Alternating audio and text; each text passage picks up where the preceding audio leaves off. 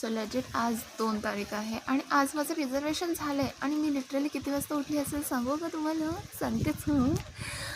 आज मी उठली आहे 4:45 वाजता आणि माझं रिझर्वेशन झालं आहे हां. आणि 5 वाजता तिथे टच होत. बट ते मेन गोष्ट नाही आहे. मेन गोष्ट आहे मी उठली 4:45 वाजता, अलाराम लावला होता, ठीक आहे. आणि इतकी झोप येत होती मला, पण तरीसुद्धा मी मनातल्या मनात काय विचार करते मी तुम्हाला सांग. झोप येते आणि बोलते यार मला नाही उठावं असं वाटत आहे, मला नाही होते. आणि एकतर अंधार किती होता माहिती आहे का, लिटरली खूप अंधार होता.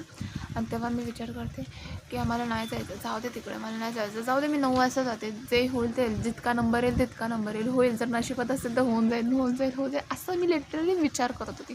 हे झालं तर जाऊ दे मला नाही जायचं, मी जाते अशी कशी तरी जाते, जाऊ दे सोड, 8 तासाचाच प्रश्न आहे ना, जाऊ दे कशी तरी जाते, हे विचार केला. नंतर विचार की नाही होणार, मला खूप त्रास होईल, ठीक आहे. नंतर विचार करू जाऊ दे, पप्पांना सांगते मी बसनेच येते.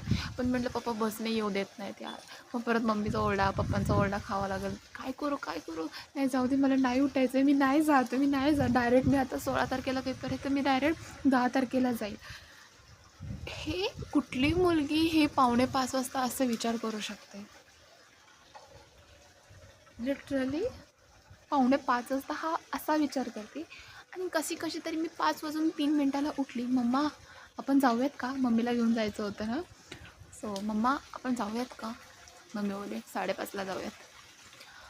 मी म्हणले ठीक आहे. पण तेव्हा जाग आली होती. सो मी खडखडत उठली आणि मग डिसाईड केलं की जाऊ दे आज, म्हणजे मे बी नशिबात असेल तर होण्याव. Because never underestimate the power of नशीब. कधी काय होईल सांगता येत नाही. सो अशा प्रकारे माझी स्टोरी होती 3 दिवसाची. खूपच बेकार होती माझ्यासाठी, खूप त्रास दिली मला. बिकॉज मी रोज लगातार 3 दिवस स्टेशनच्या चक्रा मारते.